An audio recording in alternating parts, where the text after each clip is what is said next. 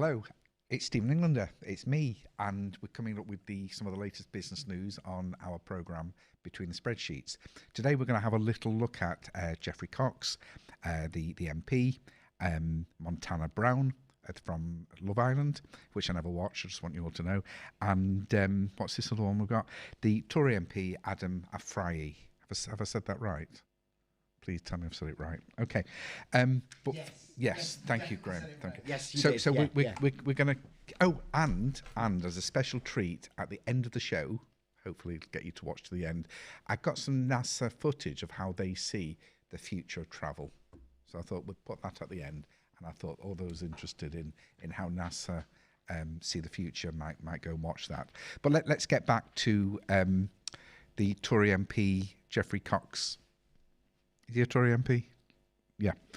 He's in the news at the moment because he's got a second job that's brought him quite a lot of money in, and Labour are looking for an investigation into him because they don't think it's right that MPs have second jobs. I know this is very close to your heart, Graham, because you've always got a lot to say about public figures. But my take... Get rid of a lot of them, Stephen. Well, but then what do? We have a government like Cambodia has.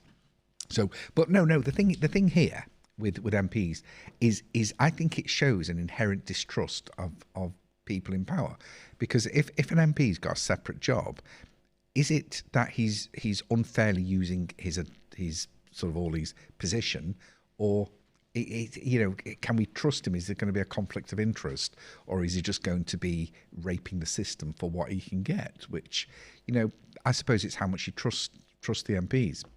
And I know that those people watching who know a little bit about ancient philosophy will know that people like Socrates and Plato often said that the people in government, people that rule, should not be allowed to own any property or even really earn any money.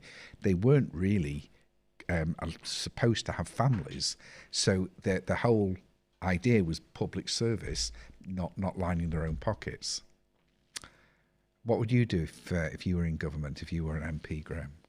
Would you line your own pockets, or would you work for the public good? Well, obviously I'm not an MP, so No. I would say that I would not line my own pockets, but then I'd be sat there in my office, someone would knock on the door, or whatever it is these days, and I'd probably be corrupted as fast as any of them. Yeah. So you do believe they're corrupt? All of them as well, not just the Tories or Labour. They're all completely corrupt. No, it's ridiculous. Yeah. I mean, even that one Green MP, she's constantly advocating for just absolute authoritarian takeover of the entire country, and it's like just to Well, maybe there's something in it. I'd like what, authoritarianism. Yeah, as long as as long as it's under my rule. I just like to dominate the world and rule. I'd be a benevolent ruler, but maybe poor old Geoffrey. Maybe he's just not earning enough money. I mean, what's he on? 89,000 a year as a politician. It's something in that. But by the time they've taken tax out, that's a considerable cut. Maybe he just can't manage. Maybe he needs some sort of side hustle.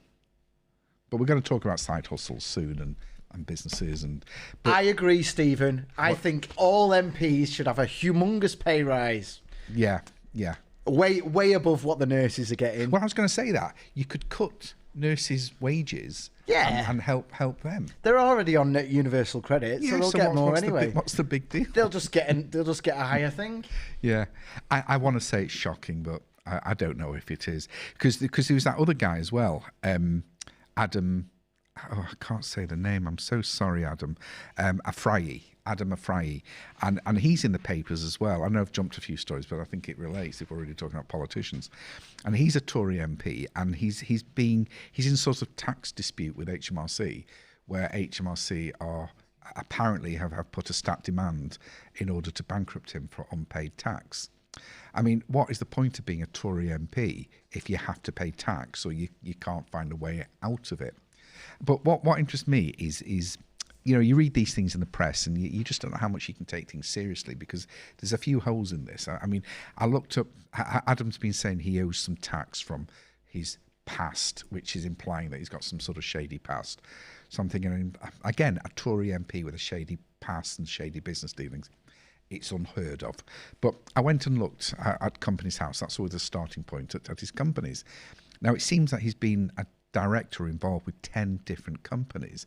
Nothing wrong with that. I've got to say, I know plenty of people. In fact, I know so few people in business that don't have more than one company. You know, because you have ideas, you get involved in different things. The entrepreneurial spirit means that a lot of people do try things out. And in this case, out of 10, I found out that 6 of them have actually been liquidated or struck off.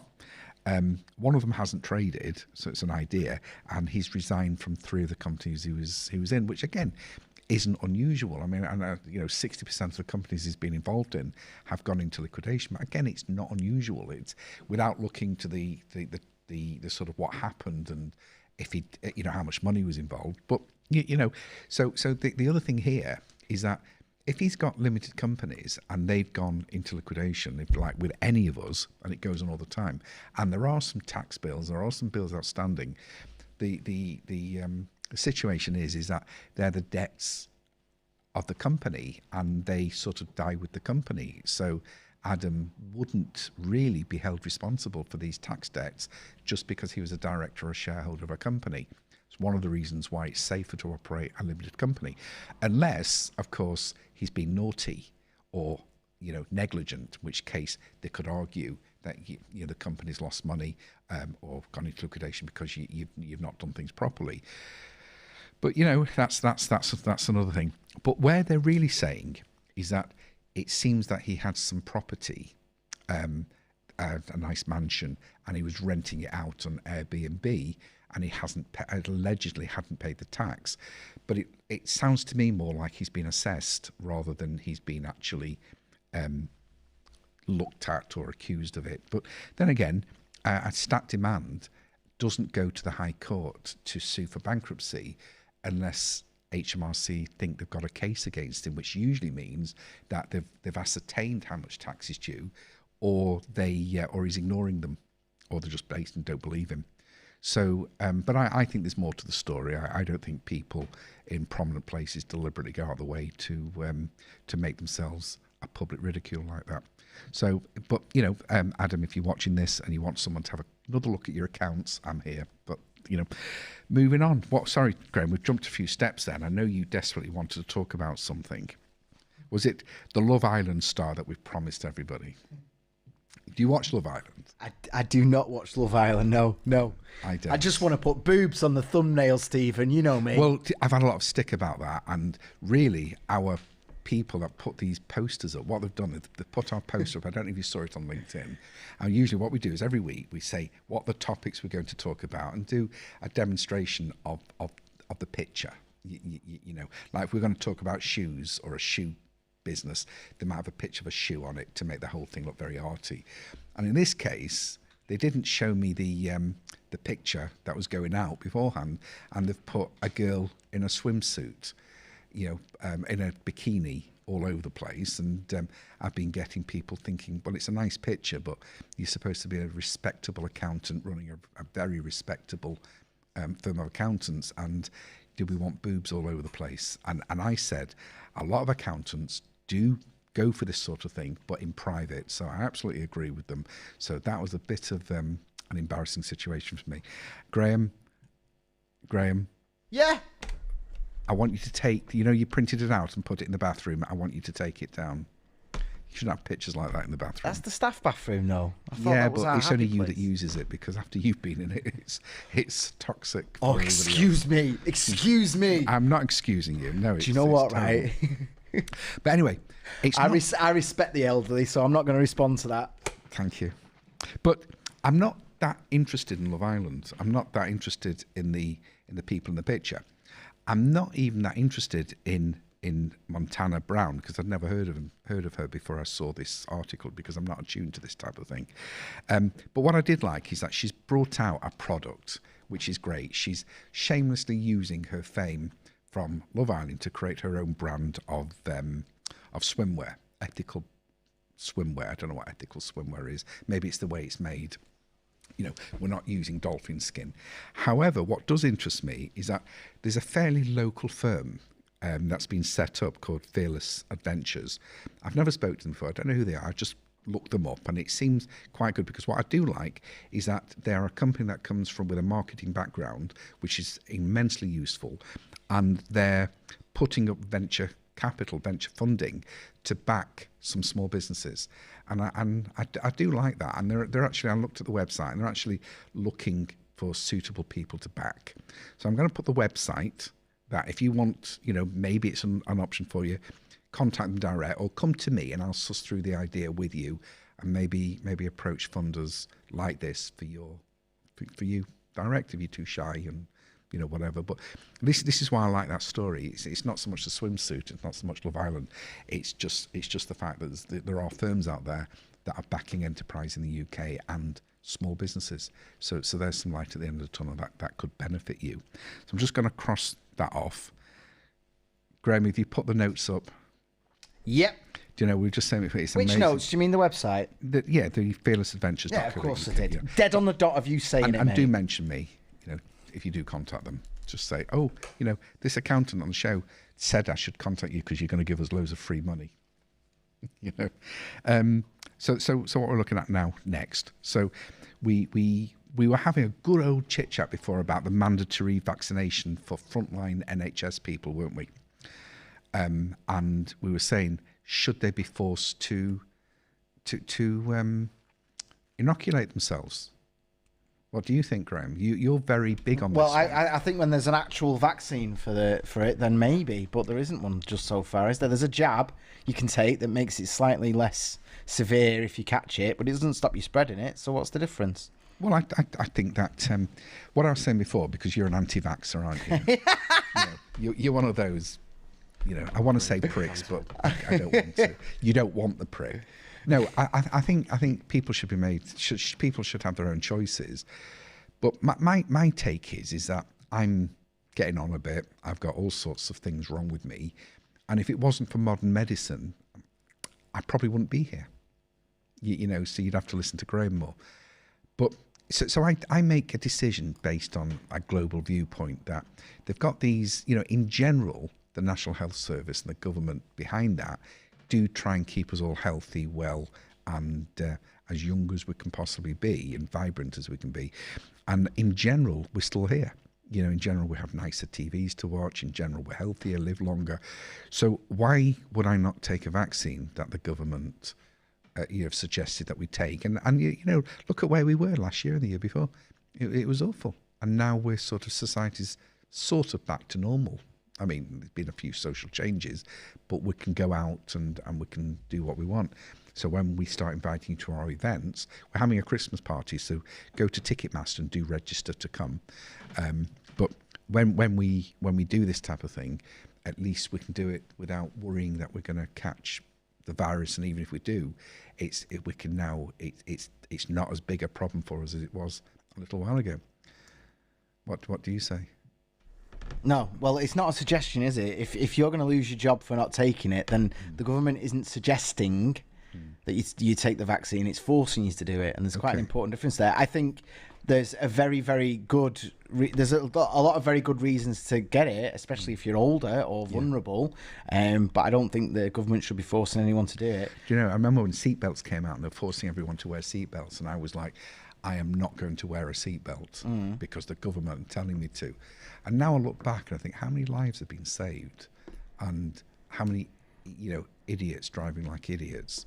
All right, so we're destroying evolution then, aren't we? If you're an idiot and you don't want to wear a seatbelt, then don't wear a seatbelt and then die. You open and die. Well, then, but that's the same with the vaccines, isn't it? Well, yeah, good. So but that's if it's really that bad, then let nature decide. We're at the moment we've got this government control in the sense. You're like saying that if people got deformities, let them suffer. No, I'm saying we're keeping idiots alive, and those idiots are having kids. We're destroying the bloodline, Stephen. Well, you should be grateful for that. You should be grateful that's not what we're doing. We just, because you'd be... Sorry, Graham, I shouldn't be rude to you. Because how dare you? Without this whole place would fall apart. No, another attitude, because we are a business show, is that, you know what? If your customers are uncomfortable coming to your place, and you can prove to them that your place, your restaurant, your shop, your business is safer, and you do take steps to look after people, then from a business point of view, you go with what customers want. And if I was in hospital and I had people looking after me that were not inoculated by this horrible disease or any other, you know, it would make me more uncomfortable. So I think sometimes you've got to put customers first. And anyway, why would I agree with you. Like, hey, if you want to advertise the fact that you're all vaccinated, brilliant. I think I'm going should for my do that. booster and flu jab soon. Yeah, and that's wonderful. And do that. Put a sign above your door. I just don't think the government should be involved in any way whatsoever.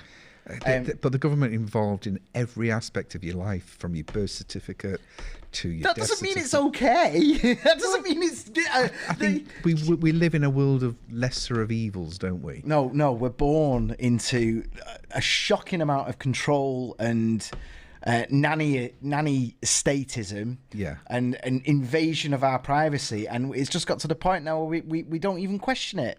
Graham, there's pictures of you half naked, plastered, drunk off your head, all over the internet. Boris Johnson didn't force me to put them up there, though, did he?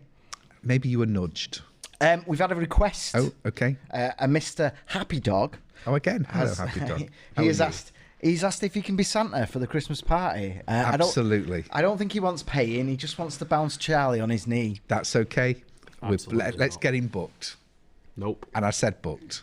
Nope. So, okay. I'll send him the details tonight. Don't you worry. Nope. Well, you know, this business with the mandatory vaccination, I think that if something's a sensible thing to do and it protects society as a whole, I don't have a problem with the government interfering. In fact, looking at business sometimes, I've noticed a trend of those people who follow government guidelines, which are law, they develop better businesses. I think people trying to buck the trend and not doing what they're told and what they should do struggle more in the long run and for longer. I'm always advocating good bookkeeping is good business, and you might think, wow, how did he manage to twist having the COVID vaccine of NHS workers into a business plug? But it's true. I think sometimes if we don't do the right thing, we're forced to do the right thing, and we're better for it. Oh, I don't know. So, anything else, Graham, or can I cut you off on that one? Yeah, I've got nothing else to say. Well, I've got a lot to say, but not right now. No, after the show. Okay, well, I've finished. I'm going to have to do it at my own private stream at some point. Just scream for 45 minutes. You mean like our average coffee break? You know. Do you know one thing that you know everybody might want to look at is, I'm following this situation with Greggs because they've launched a big, I think £100 million legal claim against Zurich for their insurers for loss of profits during the COVID season. Now, I'm not sure that COVID is an excuse or is an insurable event, because I think they're going to claim it's been a pandemic and it's an act of God, so we ain't going to pay out. But it might be worth looking at your insurance policies, or at least contacting your insurance company, and maybe you've got a claim. I don't know. Find out if you do have a claim, what the terms of the claim are, and you'll certainly need some accounts to show the dip in your profits. So, but before you start contacting me to look at your accounts and explain it all, just contact your insurance company and see on what terms you've got a case. And I'll keep you informed of what goes on with Zurich and see if that acts as a precedence for this case. If they win, I guarantee you'll have loads of PPI salesmen contacting you to make claims against insurance companies. But you know, it's an interesting thing. Would you sue your insurance company for loss of earnings, Graham? Insurance? No. No. What about you, Hayden? Have you insured anything? No say. Do you know, I was listening in on a conversation the other day, and I was in Bury in a bar. And no, I do that because it's a way of. I didn't know they had a gay district down in Bury now. That's amazing. Well, I'll get the address for you, Graham. I'm surprised you didn't know. I'm usually up on these things. You are. In fact, I've never ever seen you in one of these bars, so obviously there's a reason for that. It's because I go dressed as a teddy bear, Stephen. I don't know what that means. I'm sure it means something to somebody. But you made me forget what I was going to say then. About we finished insurance, weren't we? Oh yeah. No, it's just there's people. Do you know that there's actually people that have set up companies in order to claim bounce back loans, grants, all sorts of things. That's the only reason why they're settling. No, they have. But if that's what you've done, I don't really want to know. I don't want to get involved. Where are we now? Why did you want to do an update on Evergrande? That's the company in China that owes billions and billions. Oh, that was yours one. Well, have they defaulted or something? They defaulted on owed bonds. So even the big firms default. Do you care, Graham? Well, it's meaningless in China, isn't it? Their whole financial system's so corrupt that it's like, what difference does it make? 400 billion. Do you think they're corrupt? Of course they are. It's China. Filthy communist. I like China. I loved it as a place, but in terms of its... But business, you feel powerful there. You feel, if you've got an idea, it goes into play in days, not months. You know what it is as well, Stephen? Me and you feel quite tall over there, don't we? Do you know Summer? Yeah. You're not kidding. Suddenly, you're like, oh, this is how it is for Aiden every day then, is it? Just call me Gulliver. No wonder he's cocky. No, it is true, because I'm only 5'9", probably shrinking, and when every time I've been out there, I'm sort of walking and people are at shoulder height, and I think, oh, I can see ahead, that's what a road looks like further down. Time to do some business.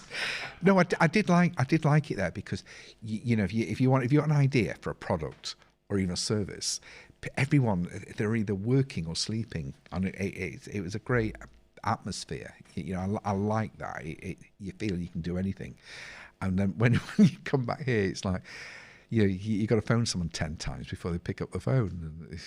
Anyway, let's not moan about that. We've done the Tory MP thing, haven't we? We've done that one. Did we mention Superman?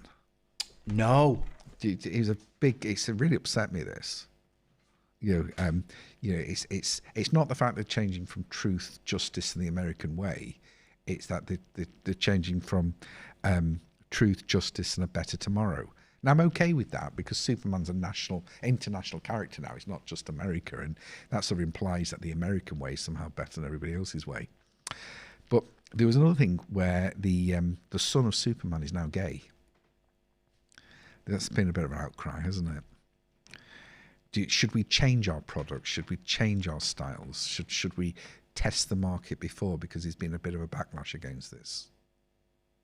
I don't actually read comics, but I follow the industry. I follow it really closely. It's fascinating. There's a guy called Ethan Van Sciver who left DC and is currently a millionaire because he left DC. Yeah. The people at Marvel and DC are earning poverty wages, and they keep doing stuff like making Superman gay or the Flash gay or whoever. They're all gay now, or because they're trying to pander to a market, aren't they? They're trying to pander to a market that doesn't exist. Yeah, it's a very small market. It goes viral on Twitter. Well, this is what I meant. No one cares. This is what I meant. It doesn't draw the mainstream to watch it, and the sort of niche that they're looking for isn't that into it anyway. I mean, comics are a fairly small niche anyhow, but I think that's a lesson in products in general. It's not always what goes on in your head that sells something. If you've got an idea, great. If it's controversial, get your attention, but test it out first and sample it and see whether people actually want to do this, so you don't ruin years of built up branding and what off. I mean, I'm told constantly to shut up in case I offend somebody. There was something else I want to talk about. Oh, business ideas. At the moment, there's a lot of people that they're either don't want to go back to work, or there's no work in the area that they want to be in, and this has often been a problem. What do you do? I mean, how easy is it to either set up a new company or set up a new idea, or to go and you set up a new product? So product's one thing, a business is another thing, but they do interchange a bit. And I've always found that the first thing to do is look at what it is what element you want to do. Like if you're, I don't know, if you're a blogger, maybe become a consultant for people to blog, maybe blog for other people. If you know how to repair computers and things, then there's another business that you can set up. And these days it's so easy to advertise because you've got social media and you've got emails and you've got that. So it becomes easier to set a business up. Now, there's also some amazing software out there, and this software for everything. I was talking to a client the other day, and a few, and they were interested in wills because a lot of people don't have wills. So I thought, well, I know how to write a will, but I haven't got the time to write wills, and I haven't got the time to review wills. And I just went online to see if there was any software that could help. And you know what? There's software out there that you can rent, that all you do is you can even ask people to fill in the forms themselves, or you can just guide them through it, type into the software, or even speak into the software, and it creates a fully formed will and automatically sends out copies to clients and everybody else that needs to see it, and then log it where it's supposed to be logged. And all these things you can keep running in the background, good little side business or an extra product to your existing business, or even a business in its own right. But this software that does everything, not just for running the product, but also for running systems, running processes as well. So you might have 2 or 3 different items of software that will help you run the business. What I think everybody should do, because I'm certainly doing it and I'm having it looked at as we speak, all of our systems, to monitor the systems that we use, to look at our processes, and then find if there's any software that we can install to make things run better. Like one of the things we're having put in at the moment now is that as we're writing up clients' books, a software can run through all of the invoices that people raise and analyze the risk in them, and then offer an insurance base to insure against debt. That's just one little thing. And if you do have, but like I'm saying, it starts with sort of like looking at your processes first. So, we can do that for you. There's lots of people that can do that for you. And you can document the processes and then find software. And if you can't find it, we've got people that quite cheaper than people think, sometimes hundreds of pounds, not thousands or tens of thousands of pounds, can sometimes build this software or the app that you're looking at building. Sometimes if you've got an idea, you can develop it into an app. Like people I know that make games. So as well as the board game, they can make the game as an app as well, and I've got people that can help you develop that. But do talk to me about ideas. Don't tell your accountants about ideas. In fact, don't just talk. Let's get them out there. There are potential funders. In fact, Graham, do you remember? I remember reading somewhere. Was there somebody that demonstrated a game, something in London, on Dragon's Den, and they sort of like ridiculed it, and now it's sort of like worth like £100 million or something. I don't know. That happens a lot, though, doesn't it? Yeah. On Dragon's Den, they turn the nose up, especially digital stuff, because they don't understand it. No, and they also like seeing things that are already there, and they can do it a bit better rather than something new. And Yeah. Do you know what though? I think if I ever went on Dragon's Den, it would just be to promote myself. Because they always want a huge part of your company for a tiny bit of money, and it's like, I'll just get a bank loan. Well, it's a TV station, it's a TV show. Of course, But the point is, there are an awful lot of people out there with businesses or not with businesses who have good ideas, but they don't know how to present those ideas properly, or let alone raise investment for them. So, I'm your first point of call. Come and talk to me. I'm quite happy to look into that. Now, one of the items that I was looking at, because as you know, I'm a big fan of science, and sometimes I think, should I have gone into the science worlds, the medical worlds, the tech worlds instead of accountancy? And I thought no, because I probably wouldn't have made as much money, but I'd have enjoyed myself in it. One of the things that has happened is that in Silicon Valley, there's a group of investors, quite large investors, that have put together a consortium, a foundation, and they've invested $1 billion into this research, to research into human life and aging. So their goal now is to extend human life and to make us all feel better and younger, and maybe live forever. So that's an interesting thing. You would certainly have to have a lot more provision for income if we're going to live a long time. But no one thinks of that. They just think, well, I'm going to live a lot longer, but they don't think, well, how am I going to live? So if you finish working at 65 and you want to travel the world, or you want to enjoy yourself for the next 100 years, and you're going to need some income coming in. I think that's pretty much true now, because people are living longer and healthier, and I think we need to establish income. I keep meaning to put together an event where we talk about things like universal basic income and how that could work. So if you're interested, let me know and I'll put the event on. By the way, talking about being ill and problems, the London Trials Company are looking for people to test and measure and monitor with certain illnesses. So I know that people with asthma or COPD. What's COPD again, Graham? I can't remember what it stands for. It's your lungs, though. It's something to do with your lungs, yeah, isn't it? So if you've got these problems, if you contact them, you can earn up to £4,000 by being a bit of a guinea pig for them and letting them test. So you might as well go and finally, register. years of smoking is going to come up good for me. It's got to pay off, isn't it, Graham? £4,000? £4,000. I've never even heard that much money before. Never mind seeing it. Have you put the website for people to register up? Of course I. Stop asking me that. I don't know. I have. It stands for chronic obstructive pulmonary disease. That's the one. That sounds good. Yeah. It doesn't sound good, but it's you need to trust me, Stephen. Everything's sliding in just as it should do. Don't you worry. I'm just used to incompetence. Years and years of incompetence, and I'm sorry, Graham, I do apologise, because you're no longer that man, are you? You're no longer that incompetent dickhead, are you? Oh my God! Just because that's what Hayden calls you doesn't mean to say that you are. You shouldn't have gone there, man. You shouldn't have brought Hayden into it. Have you put that picture up of me naked? Oh no, but I'm gonna find one now. Before we do the NASA clip, and before we finish, should we do your quote of the day? Yes, I would love to. Yes. Do you want to read it? Oh yes, I would love to. Yeah, that's right. That's my favourite bit. I get to read it. I'll just have a glass of water. Yes. Every problem is a gift. Without problems, we would not grow. And that's Anthony Robbins. It's a good quote, isn't it? It's like mother is the mother.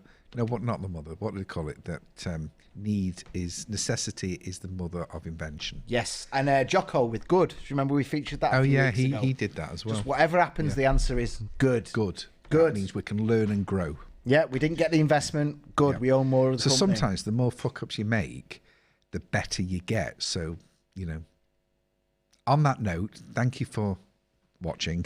We're gonna just hang on a minute while we put on the NASA program, and I hope to see you all very soon at one of our events. Take care of yourself. Bye bye.